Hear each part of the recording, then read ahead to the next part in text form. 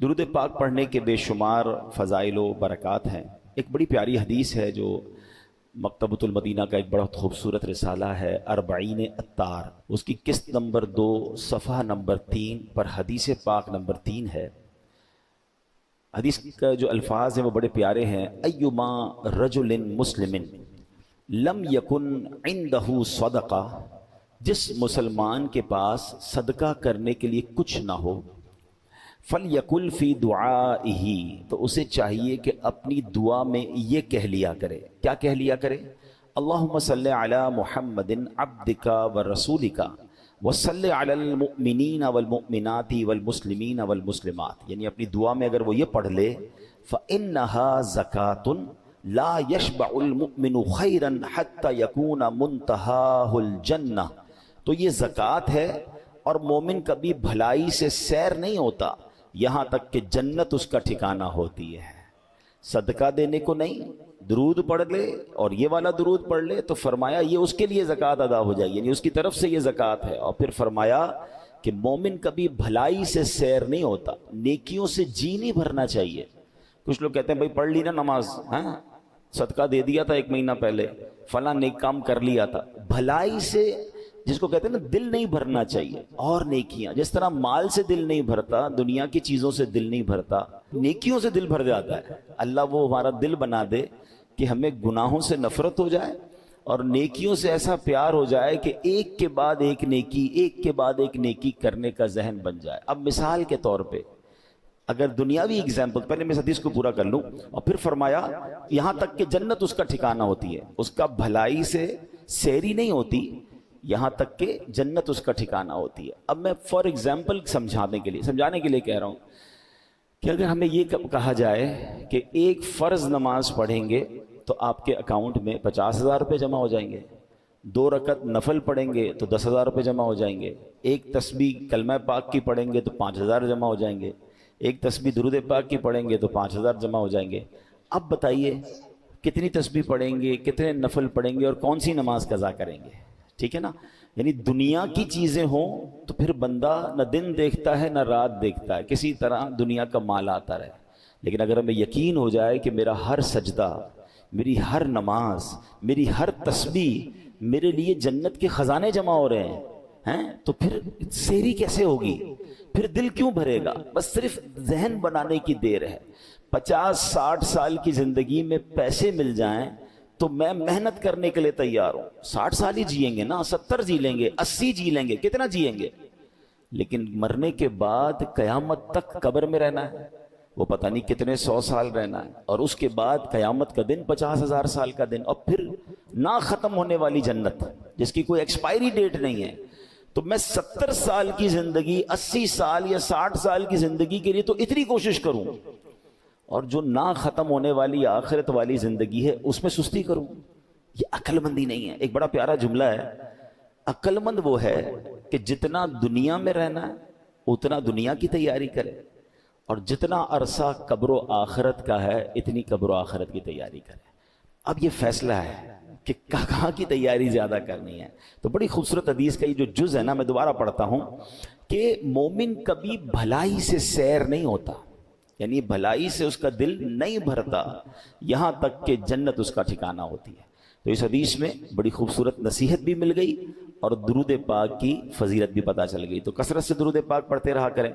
السلام خسرو دنیا و دین، السلام اے راحت جان حزین، السلام اے نور ایمان، السلام السلام اے راحت جان، السلام غمزدوں کو آپ کر دیتے ہیں شاد، سب کو مل جاتی ہے منہ مانگی مراد، کیجئے رحمت حسن پر کیجئے، دونوں عالم کی مرادیں دیجئے۔ درود پاک پڑھ لیں۔ صلو علی الحبیب صلی اللہ تعالی علی محمد صلی اللہ علیہ وسلم۔ ویسے تو یہ کسی بھی دن درود پاک پڑھیں گے فضیلت ہے، مگر ہم ہر جمعے کو جمعے کے دن کی فضیلت بھی بیان عموماً کرتے ہیں کہ حدیث پاک کا مضمون ہے کہ جو جمعہ کے دن 200 بار درود پاک پڑھے اس کے 200 برس کے گناہ معاف کر دیے جاتے ہیں۔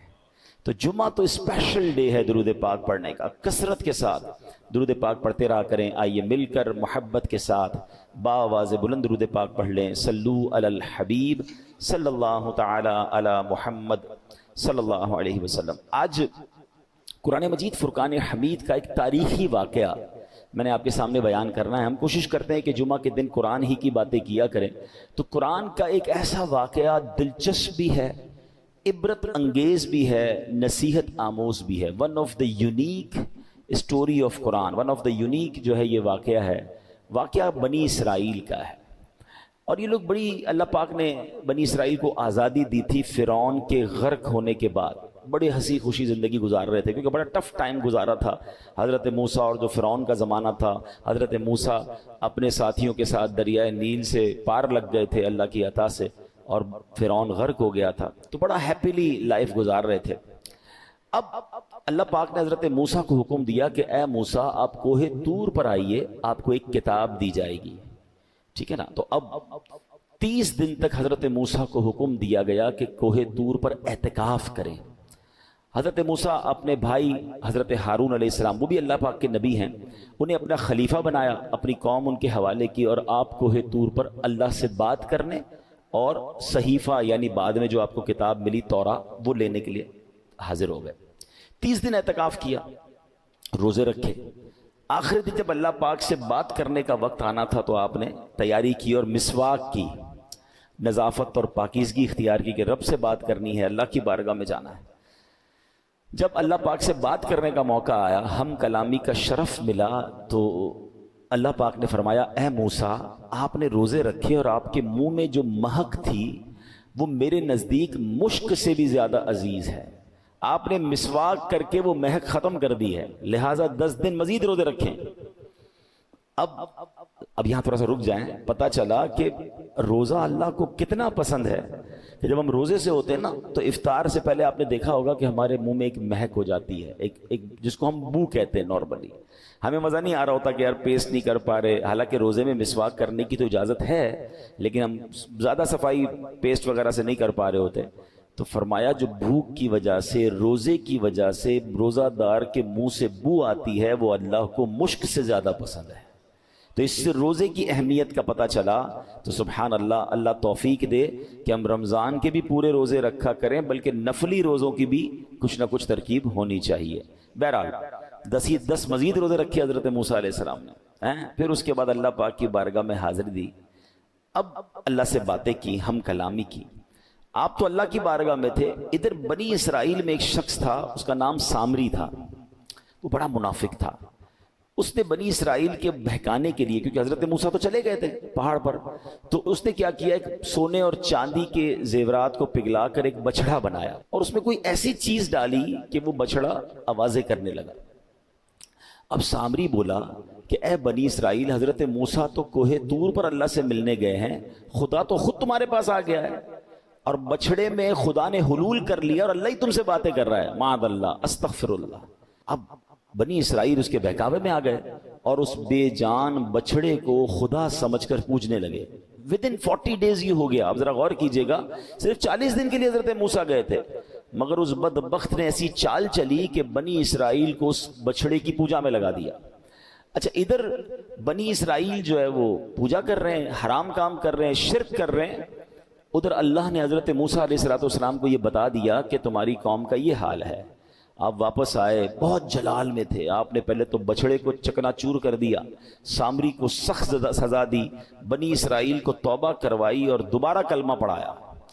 اب یہاں ایک 2-3 بڑی اہم باتیں سمجھنے والی ہیں اس واقعے کے تحت، کہ سامری کے پاس ایسی چیز کیا تھی کہ جس سے بچڑا جو ہے وہ بولنے لگ گیا یا اس سے آوازیں آنے لگ گئیں۔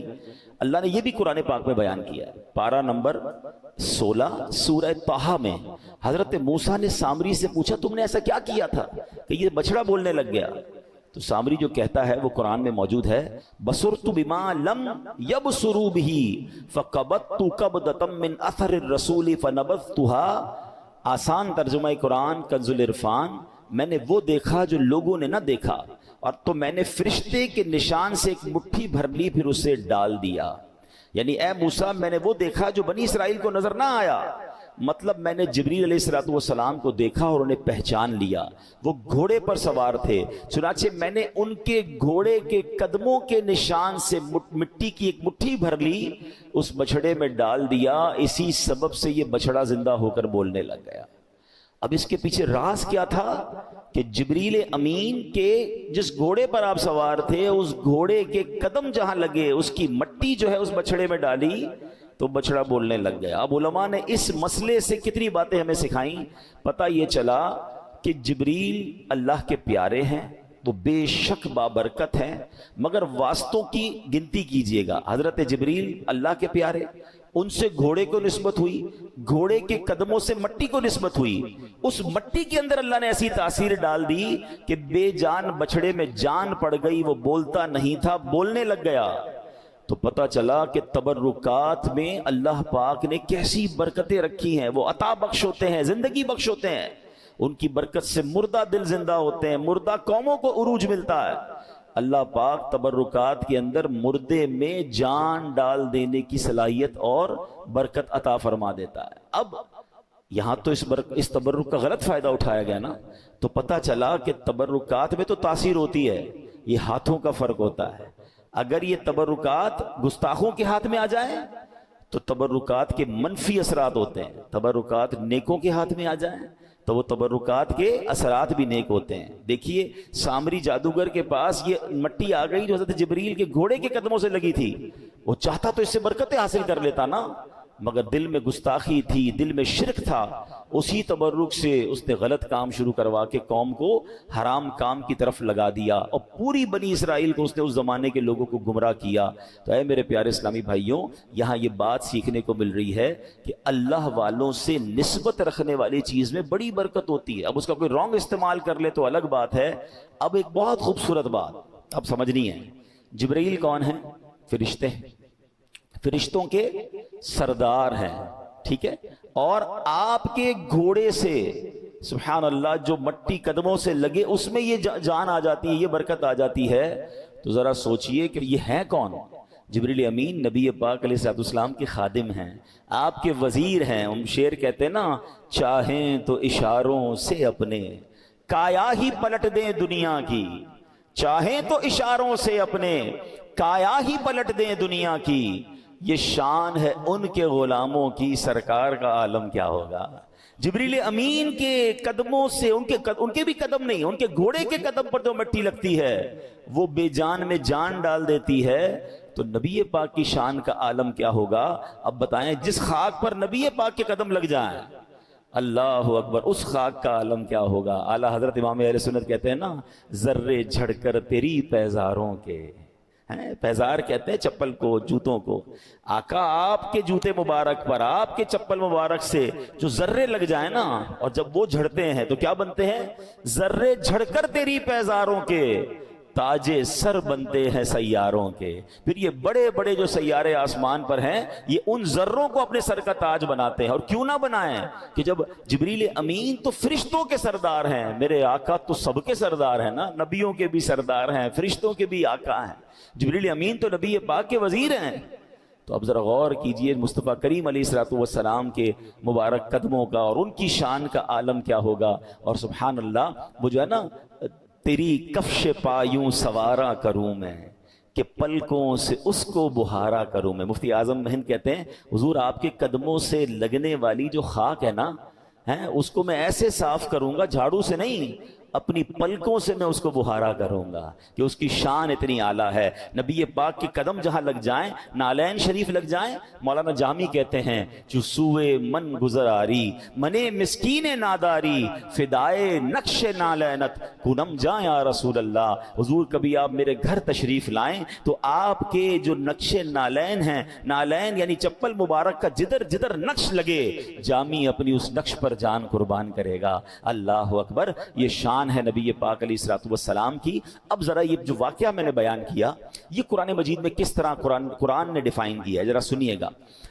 اللہ قرآن میں فرماتا ہے کہ پارہ 1 ہے، سورہ بقرہ ہے، آیت نمبر 51 اور 52۔ سبحان اللہ، بسم اللہ الرحمن الرحیم۔ وَإِذْ وَاعَدْنَا مُوسَىٰ 40 لَيْلَةً ثُمَّ اتَّخَذْتُمُ الْعِجْلَ مِن بَعْدِهِ وَأَنْتُمْ ظَالِمُونَ۔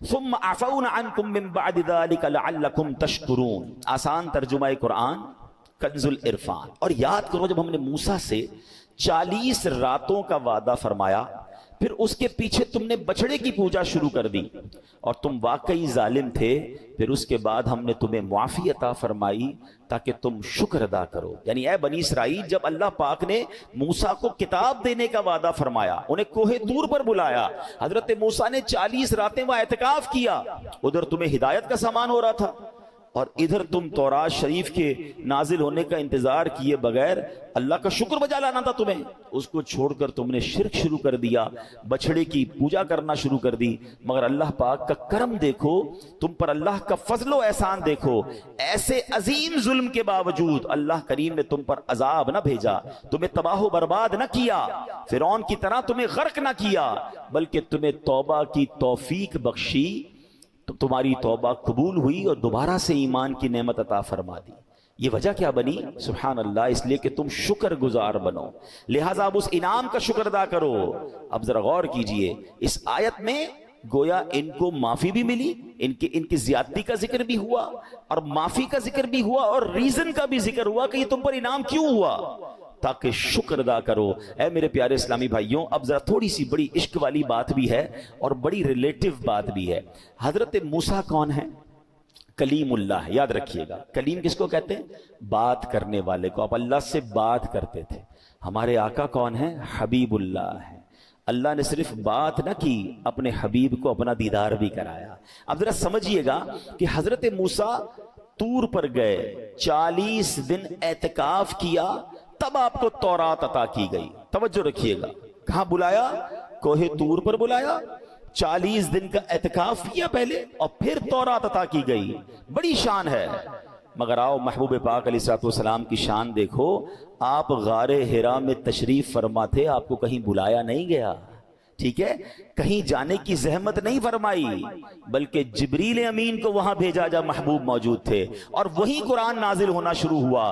بلکہ صرف یہی بس نہیں ہوا کہ غار حرا میں جب جب آتے قرآن نازل ہوتا، اللہ اکبر، محبوب پاک مکے میں ہیں، قرآن مکے میں نازل ہوتا، آقا مدینے میں ہیں، قرآن مدینے میں نازل ہوتا، نبی پاک سفر میں ہیں، قرآن وہیں نازل ہوتا، اللہ اکبر، نبی پاک علیہ الصلوۃ والسلام طائف میں ہیں، قرآن طائف میں نازل ہوا، آقا علیہ الصلوۃ والسلام بستر میں ہیں، قرآن بستر میں نازل ہو رہا ہے۔ فرق دیکھیے، طالب اور مطلوب کا فرق دیکھیے۔ حضرت موسیٰ علیہ السلام طالب تھے، اللہ کے حبیب علیہ الصلوۃ والسلام مطلوب ہیں۔ محبوب کو زحمت نہیں دی گئی بلکہ وہیں پہنچایا گیا۔ اور سمجھیے گا، حضرت موسیٰ علیہ السلام نے جب اللہ سے باتیں کرتے تھے نا، تو دل میں یقیناً تمنا جاگتی ہے کہ جس سے بات ہو اور ریسپیکٹ بھی ہو، محبت بھی ہو، تو اب اسے دیکھنے کو جی چاہتا ہے۔ تو حضرت موسیٰ نے اللہ کی بارگاہ میں عرض کی، مولا میں تیرا دیدار کرنا چاہتا ہوں۔ ارشاد ہوا، لن ترانی، اے موسیٰ تم مجھے نہیں دیکھ سکو گے۔ ریکویسٹ کی تو فرمایا، اب ایک پہاڑ پر اپنی تجلی رب نے نازل فرمائی۔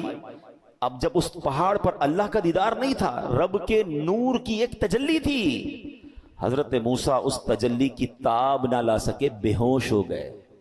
ذرا سمجھیے گا، حضرت موسیٰ نے ریکویسٹ کی، منع ہو گیا، تجلی نازل ہوئی، اب بے ہوش ہو گئے۔ اور ادھر نبی پاک آرام کر رہے تھے ام ہانی رضی اللہ تعالیٰ عنہ کے گھر پر، اور جبریل امین آ کر عرض کرتے ہیں کہ حضور رب آپ کو بلا رہا ہے۔ یہاں ریکویسٹ ہے اور وہاں خود بلایا جا رہا ہے۔ یہاں بے ہوش ہو گئے ہیں اور وہاں میرے آقا اپنے سر کی آنکھوں سے رب کا دیدار بھی کر رہے ہیں، اللہ سے باتیں بھی کر رہے ہیں۔ خلیل اور حبیب کا فرق سمجھیے۔ یہ شعر آپ نے کئی بار صلاۃ و سلام میں سنا ہوگا، آج دوبارہ سنیں اور ایمان تازہ کریں کہ فرق مطلوب و طالب کا دیکھے کوئی، قصہ طور و معراج سمجھے کوئی۔ Try to understand the difference between طور اینڈ معراج۔ قصہ طور و معراج سمجھے کوئی بے ہوش جلووں میں گم ہے کوئی، کس کو دیکھا یہ موسیٰ سے پوچھے کوئی، آنکھ والوں کی ہمت پہ لاکھوں سلام۔ تو ہمارے آقا کی شان اتنی براؤل ورا ہے. اور اس قرآنی واقعے سے بھی پتا چل رہا ہے کہ 40 دن اعتکاف کروانے کے بعد کوہ طور پر بلا کر تورات دی جا رہی ہے, اور محبوب پاک جہاں جہاں جا رہے ہیں قرآن وہاں وہاں ان کے پاس آ کر جبریل امین پہنچا رہے ہیں, وہیں نازل ہو رہا ہے. جبھی تو آپ سنتے ہیں مکی صورت ہے, مدنی صورت ہے. ارے آقا مکے میں تھے تو قرآن مکے میں آیا, جب نبی پاک مدینے میں ہے تو قرآن لے کر جبریل وہاں آ رہے ہیں. اللہ اکبر, یہ شان ہے نبی پاک علیہ الصلوۃ والسلام کی. اب یہاں ایک اور بات سمجھنی ہے کہ 40 دن کا گیپ آیا نا حضرت موسیٰ اور اپنی قوم کے درمیان. قوم شرک میں گرفتار ہو گئی, بچڑا بنایا اور پوجنے لگ گئی. فرق دیکھیں اس امت اور اس امت میں.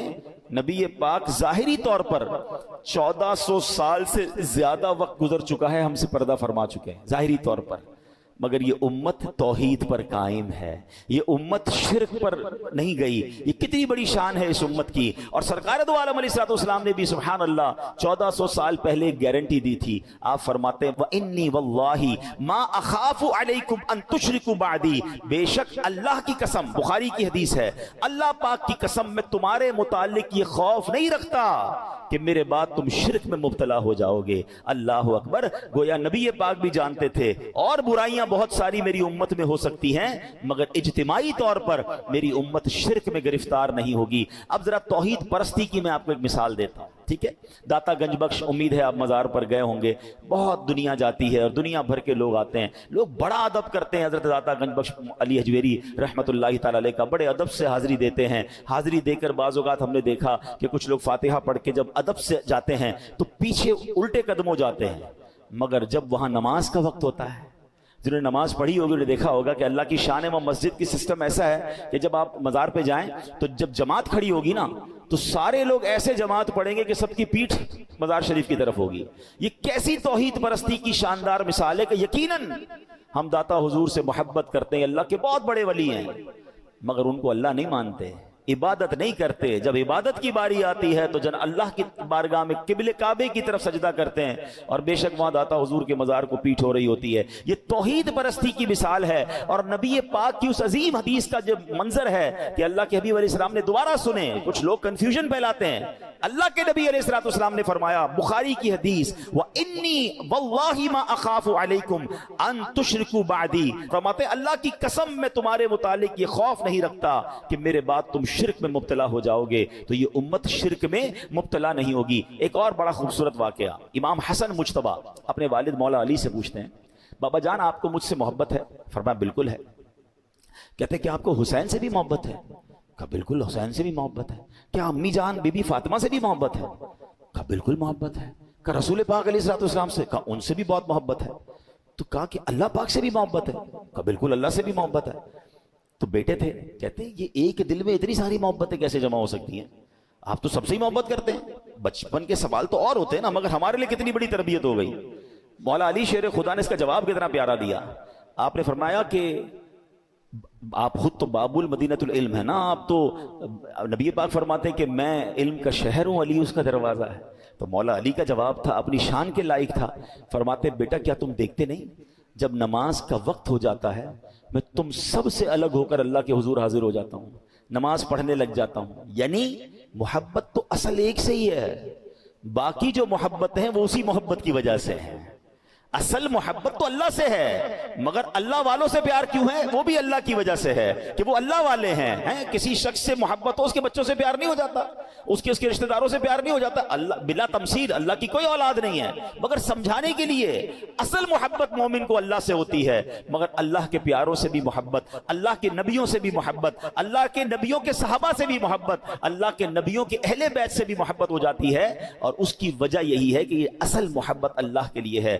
الحب فی اللہ والبغض فی اللہ, ہماری محبت بھی اللہ کے لیے, ہماری دشمنی بھی اللہ کے لیے ہونی چاہیے. ہمارا پرابلم یہ اور ہے, ہم محبت بھی دنیا کے لیے کرتے ہیں, ہم دشمنی بھی دنیا کے لیے کرتے ہیں. محبت کیوں دنیا کے لیے کرتے ہیں؟ یار اس سے پیسے مل جائیں گے, اس سے کام نکل آئے گا, اس سے دوستی کر لو کچھ ترقی مل جائے گی. دشمنی کیوں کرتے ہیں؟ اس نے مجھے تحفہ نہیں دیا, اس نے مجھے دعوت پہ نہیں بلایا, اس نے جناب ہمارا رشتہ تھا فلاں رشتہ توڑ دیا, اس لیے انتقام.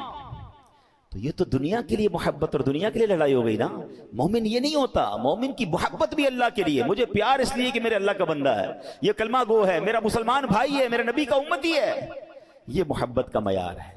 اور بغض کیوں ہے؟ یہ معاذ اللہ شرک کرتا ہے، یہ نبی پاک کا گستاخ ہے، یہ صحابہ کا گستاخ، یہ اہل بیت کا گستاخ. میں اس کو اپنا دوست، بے شک یہ مجھ پر کروڑوں روپے خرچ کیوں نہ کرے، جو اللہ اور اس کے رسول کا نہیں وہ ہمارا نہیں ہو سکتا، چاہے سگا رشتہ دار کیوں نہ ہو. یہ ہے البغض فی اللہ. کاش یہ بات سمجھ آ جائے. ہمیں تکلیف ہو جب اللہ کی نافرمانی ہو رہی ہو، ہمیں تکلیف ہو جب معاذ اللہ اسلام کی شکل بگاڑی رہی ہو. یہ ہے اسلام کی محبت کہ میں اس لیے تکلیف میں ہوں کہ یار لوگ اسلام پر عمل نہیں کر رہے، ہمارے اسلام کو نقصان پہنچ رہا ہے، ہمارے دین کو نقصان پہنچ رہا ہے. حال یہ ہے کہ لوگ جو بھی گناہ کریں ہمیں کیا ٹینشن بھائی، ان کی اپنی لائف ہے، ہمیں جناب اپنے کاروبار، اپنے مال، اپنے بیوی بچوں کی فکر ہونی چاہیے. یہ نہیں ہے. مومن اللہ کے دین کا فکر مند ہوتا ہے، مومن اسلام کی ترقی کے لیے فکر مند ہوتا ہے. ہم بھول گئے صحابہ کی قربانیاں، بھول گئے اہل بیت کی قربانیاں، بھول گئے انبیاء علیہ السلام اور خود ہمارے نبی کی قربانیاں. یہ لوگ بھی کہتے بھائی ہم اپنی فیملی کے ساتھ خوش ہیں، سارے اللہ کی عبادت کر رہے ہیں، سارے مسلمان ہیں، اپنا اپنا کام کرو بھائی. گھر چھوڑا، خاندان چھوڑا، کٹوا دیا پورا خاندان امام حسین نے. کیوں؟ رہتی دنیا تک نانا کے دین کو بچانا تھا. تو مومن تو یہ ہوتا ہے نا کہ اس کو یہ فکر ہوتی ہے کہ میں اپنے مسلمان بھائیوں کو گناہوں سے بچاؤں. بڑی پیاری بات کچھ دنوں پہلے پڑھی کہ اچھے مومن کی مثال یہ دی گئی کتابوں، غالباً غوث پاک کا فرمان تھا. غوث پاک شیخ عبد القادر جیلانی فرماتے ہیں کہ اچھا مومن تو وہ ہوتا ہے کہ جس طرح اگر اس کے اپنے فیملی ممبر آگ میں گر رہے ہوں، جس طرح وہ ان کو بچاتا ہے، اس طرح جب وہ مسلمانوں کو گناہوں میں اور برائیوں میں مبتلا دیکھے تو اسی فکر سے انہیں بچانے کی کوشش کرے. اس کو یہ ٹینشن ہو کہ میں اپنے بھائیوں کو جنت کی طرف لے جاؤں، انہیں بچاؤں گناہوں سے. اپنی دیکھ والا معاملہ نہیں ہونا چاہیے. تو کاش یہ بات ہمیں سمجھ آئے کہ ہم نبی پاک کے امتی ہیں نا. اب تو کسی نبی نے نہیں آنا، یہ امت تو آخری امت ہے. اب یہ ہماری ذمہ داری ہے کہ امر بالمعروف و نہی عن المنکر، نیکی کا حکم دینا، برائی سے روکنا. اپنی بھی اصلاح کرنی ہے، دوسروں کو بھی اصلاح کرنی ہے. اب خود بھی گناہوں سے بچنا ہے، دوسروں کو بھی بچانا ہے. جب یہ کوشش ذہن میں آ جائے گی تو انشاءاللہ ہم اللہ کے بتائے ہوئے، قرآن کے بتائے ہوئے طریقے پر عمل کرنے والے بن جائیں گے. سبحان اللہ. یہاں ایک اور آخری بات عرض کر دیتا ہوں. اسی آیت میں فرمایا ثم عفونا عنکم من بعد ذلک، پھر اس کے بعد ہم نے تمہیں معافی عطا فرمائی. اسی آیت میں قرآن نے کیا کہا کہ تم نے شرک کیا، پھر تمہیں اللہ نے معافی عطا فرما دی. اب سوال یہ ہوتا ہے کہ فرعونیوں نے جب شرک کیا تھا انہیں تو غرق کر دیا گیا، بنی اسرائیل نے شرک کیا، انہیں معافی کیسے مل گئی؟ ان پر عذاب کیوں نہیں آیا؟ سبحان اللہ. تو ارشاد ہوا لعلکم تشکرون، تاکہ تم شکر ادا کرو. گویا فرمایا جا رہا ہے کہ فرعونیوں کا بھی جرم یہی تھا. فرعونیوں نے تو ایک جیتے جاگتے بندے کو خدا مانا تھا، تم نے تو بچڑے کو خدا مان لیا، مگر ان کے اندر شکر کی اہلیت نہیں تھی. اللہ جانتا ہے کہ تمہارے اندر شکر کی اہلیت ہے. تمہیں شکر کا موقع دیا جا رہا ہے. اللہ کا شکر بجا لاؤ، اللہ کی فرما برداری میں مصروف ہو جاؤ. تو پتہ کیا چلا؟ تو کرنچ آف دس اول سٹوری کیا ہے کہ عذاب کا ایک سبب ناشکری ہے. ہاں، بندہ گناہ کرتا ہے، اللہ پاک مہلت دیتا ہے، پھر گناہ کرتا ہے، پھر مہلت دیتا ہے، پھر گناہ کرتا ہے، پھر مہلت دیتا ہے، یہاں تک کہ بندہ گناہ کرتا جاتا ہے اور اس کا دل سیاہ ہو جاتا ہے. اب وہ توبہ کے لائق نہیں رہتا. گناہ اور ناشکری اس کی طبیعت میں رچ بس جاتی ہے. تب وہ موقع آتا ہے کہ اللہ پاک پکڑ فرماتا ہے اور بندہ تباہ و برباد ہو جاتا ہے. قرآن میں ایک اور واقعہ کسی موقع پہ اس کو بھی پوری تفصیل سے بیان کریں گے. یمن میں ایک علاقہ تھا سبا.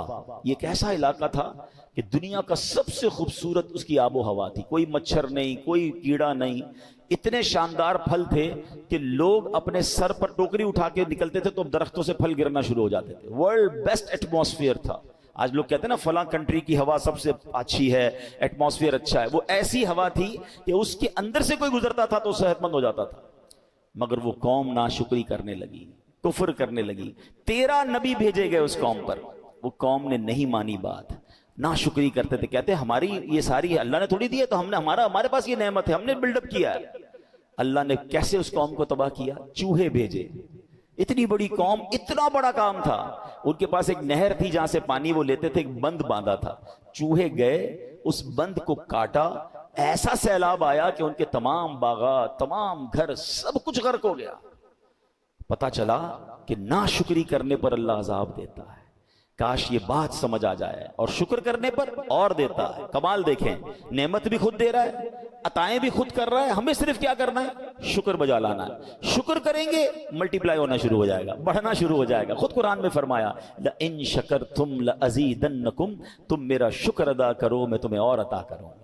If you want to multiply your rewards، آپ کے پاس جو کچھ ہے، بلیسنگز ہیں، اللہ کی طرف سے عطائیں ہیں، مال ہے، شہرت ہے، عزت ہے، اولاد ہے، آپ چاہتے ہیں یہ باقی بھی رہے اور بڑھتی بھی رہے، there is only one formula، شکر کرنا، ناشکری نہیں کرنا، ٹھیک ہے؟ اور شکر زبان سے بھی کرنا ہے اور اعمال سے بھی کرنا ہے۔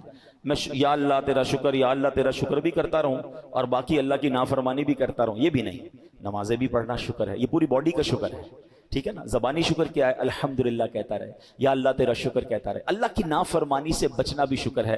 آخر میں یہ وظیفہ بھی سن لیں کہ الحمدللہ کہنے کی عادت ڈالیں، ذرا زور سے کہیے الحمدللہ۔ صبح اٹھے، اللہ نے نیا دن دیا، الحمدللہ۔ بستر سے اٹھنے کے قابل ہو گئے، یا اللہ الحمدللہ۔ پیر چل رہے ہیں، لاک نہیں ہوئے، الحمدللہ۔ لباس پہنا، اللہ تو نے لباس پہننے کی توفیق دی، الحمدللہ۔ ناشتہ کیا، الحمدللہ۔ دوپہر کا کھانا کھایا، الحمدللہ۔ گھر سے باہر نکل کر منزل پر پہنچ گئے، الحمدللہ۔ مسجد میں آ گئے، الحمدللہ۔ یا اللہ تو نے اس قابل بنایا، تو نے اپنے گھر میں بلایا۔ بھائی کس کے گھر میں بیٹھے ہیں؟ اللہ کے گھر میں نا۔ آپ کے گھر میں بغیر اجازت کوئی آ سکتا ہے؟ جب آپ کے گھر میں نہیں آ سکتا تو اللہ کے گھر میں کیسے آ سکتا؟ اللہ نے بلایا مجھے اور آپ کو، تو کیا کہنا ہے؟ الحمدللہ۔ اللہ تیری مہربانی۔ اپنا مہمان ہر موقع پر اللہ کرے زبان تر رہے اس کے ذکر سے، اور سبحان اللہ یہ کیسا وظیفہ ہے۔ ایک بار نبی پاک علیہ الصلوۃ والسلام نے فرمایا کہ دشمن کے وار سے بچنے کے لیے ہتھیار اٹھا لو۔ صحابہ کہتے ہیں حضور کسی نے حملہ تو کیا ہی نہیں ہے، ہتھیار کیسے اٹھا لیں؟ تو فرمایا دشمن نے حملہ نہیں کیا بلکہ جہنم کے مقابلے میں اپنی ڈھالیں اٹھا لو، اور سبحان اللہ والحمدللہ ولا الہ الا اللہ واللہ اکبر پڑھا کرو، کیونکہ یہ کلمات قیامت کے دن آگے اور پیچھے سے تمہاری حفاظت کریں گے۔ آئے مل کر پڑھ لیتے ہیں، سبحان اللہ والحمدللہ ولا الہ الا اللہ واللہ اکبر، سبحان اللہ والحمدللہ ولا الہ الا اللہ واللہ اکبر، سبحان اللہ والحمدللہ ولا الہ الا اللہ واللہ اکبر۔ چھوٹا سا لفظ ہے، جملہ ہے الحمدللہ۔ طاقت کیسی ہے؟ نبی پاک فرماتے ہیں کیا تم میں کوئی روزانہ احد پہاڑ کے برابر عمل کی طاقت رکھتا ہے؟ احد پہاڑ آپ میں سے کچھ لوگوں نے دیکھا ہوگا، 9 میل لمبا پہاڑ ہے۔ صحابہ نے عرض کیا روزانہ احد پہاڑ کے برابر عمل کی طاقت کون رکھ سکتا ہے؟ فرمایا تم سب طاقت رکھتے ہو۔ عرض کی کیسے؟ فرمایا الحمدللہ کہنا احد پہاڑ سے زیادہ عظمت والا ہے، کہیے الحمدللہ۔ ایک بار نبی پاک نے فرمایا الحمدللہ کہنا میزان کو بھر دیتا ہے، یعنی الحمدللہ کہنے سے اتنا ثواب ملتا ہے کہ روز قیامت جب یہ ثواب میزان عمل پر رکھا جائے گا تو میزان بھر جائے گا۔ تو کیا کہیں گے؟ الحمدللہ، الحمدللہ، الحمدللہ۔ اچھا صرف ایک تو الفاظ ہیں، فیلنگز کے ساتھ، اے اللہ تیری مہربانی، اے اللہ تیرا شکر تو نے مسلمان بنایا، اے اللہ تیرا شکر آنکھیں دی، اے اللہ تیرا شکر کان دیے، اے اللہ تیرا شکر کھانا دیا، اے اللہ تیرا شکر لباس دیا، میں آزاد ہوں، میں جیل میں نہیں ہوں، میں بڑی بیماری میں مبتلا نہیں ہوں، یا اللہ تیرا شکر۔ جو دیا ہے رب نے، جو نہیں ملا اس پہ نہ غمزدہ ہوا کرو، دیا اتنا کچھ ہے کہ کروڑوں ترس رہے ہیں، اللہ کرے کہ یہ ہمارا شکر، اور پھر آپ شکر کریں گے تو کیا ہوگا؟ بڑھنا شروع ہو جائے گا، ملٹی پلائی ہونا شروع ہو جائے گا۔ شکووں سے نہیں بڑھتا، کمپلین سے نہیں بڑھتا، شکر سے بڑھتا ہے۔ اللہ ہمیں شکر گزار بنا دے۔ اللہ پاک اس خوبصورت قرآنی واقعے سے ہمیں اپنا عبادت گزار بنائے، شرک سے محفوظ فرمائے، توحید کی سچی دولت نصیب فرمائے، اور قرآن پاک کے نور سے ہمارے دلوں کو منور فرمائے۔ آمین بجاہ النبی الامین صلی اللہ تعالی علیہ وسلم۔